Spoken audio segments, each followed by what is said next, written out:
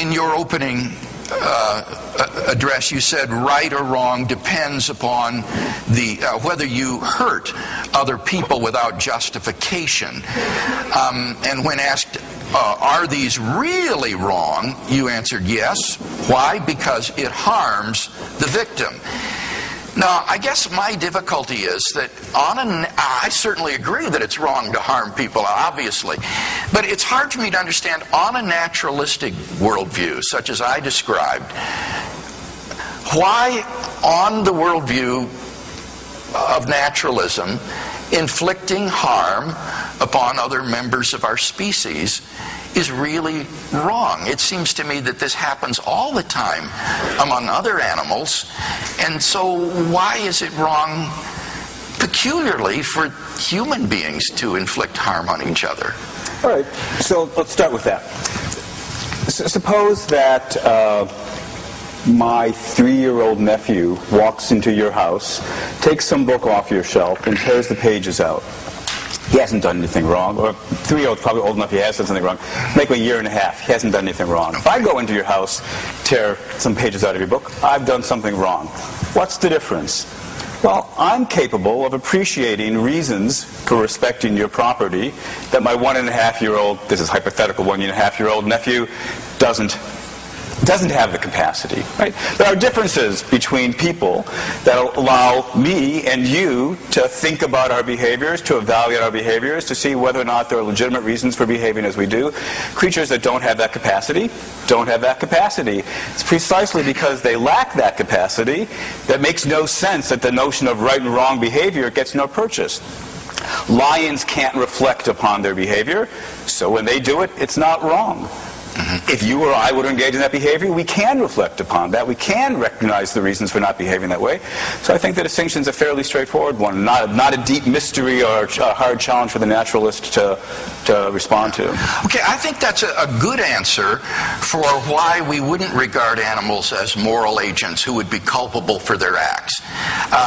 But it seems to me that at best that answer would go to show that rationality, or the ability to reflect rationally on things, is a necessary condition for moral behavior, but I don't see that that's a sufficient condition for moral behavior. It's still not clear to me why it would be wrong for creatures who have considerably complex neurological systems to inflict harm on each other on a naturalistic worldview in the struggle for survival. Okay, so the question you asked initially was, how can I explain why it's wrong for me to murder when it's not wrong for lions to murder? And to answer that question, all it takes is for me to point out a relevant difference between us, and you've just, I think, said, yeah, all right, so I managed to do that. If we now shift to the question, so what does it take for wrongness to enter the world above and beyond rationality? I think the answer might well be, actually, once we achieve a certain level of rationality, nothing more is taken. Nothing more is needed. The reason it's objectively wrong for me to engage in murder is precisely because there is a reason for me not to do it. A reason that I'm capable of recognizing. And if you ask, well, what more does it take? The answer is, well, those are the basic ingredients right there. We can refine it. I mean, we can put a little icing on it if we'd like to make it. But in terms of the essentials, that's it. What there's reason for me to do depends on what kind of creature I am.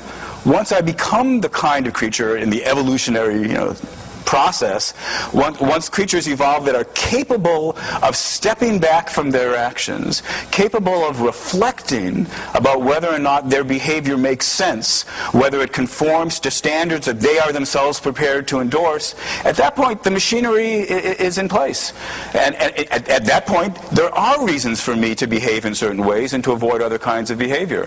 And if you ask, but what makes that wrong? I'm still not clear as to why these beings suddenly achieve intrinsic moral worth in virtue of having these complex nervous systems that enables them to have self-reflection and so forth. If you put it as complex nervous systems, it sounds pretty deflationary. Right. What's so special about having a complex nervous system? But of course, that complex nervous system allows you to do calculus.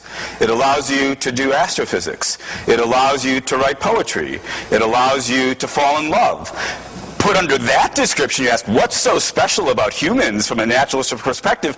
I'm at a loss to know how to answer that question. If you don't see why we'd be special and different from everything else in creation, that because we can do poetry, we can write a novel, we can think philosophical thoughts, we can do calculus, and we can think about the morality of our behavior, I don't know what kind of answer could possibly satisfy you at that point. Well, obviously, the kind of answer that I offered, but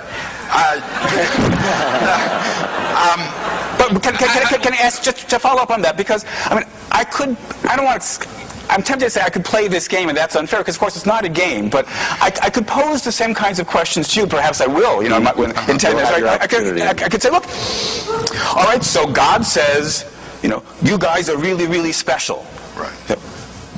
How does his saying it make us really special? But you see, he gave us a soul. How does our having a soul make us special? Whatever answer you give, you could always say, with regard to that, what's so special about that? At a certain point, you're just going to have to say, you know what? These features really do seem to me to be special. Insofar as it seems to me that our ability to communicate, to reflect, to love, to be creative, and consequently to shape our behavior with an eye towards how we're interacting with one another, these things strike me as remarkable ways in which we're special.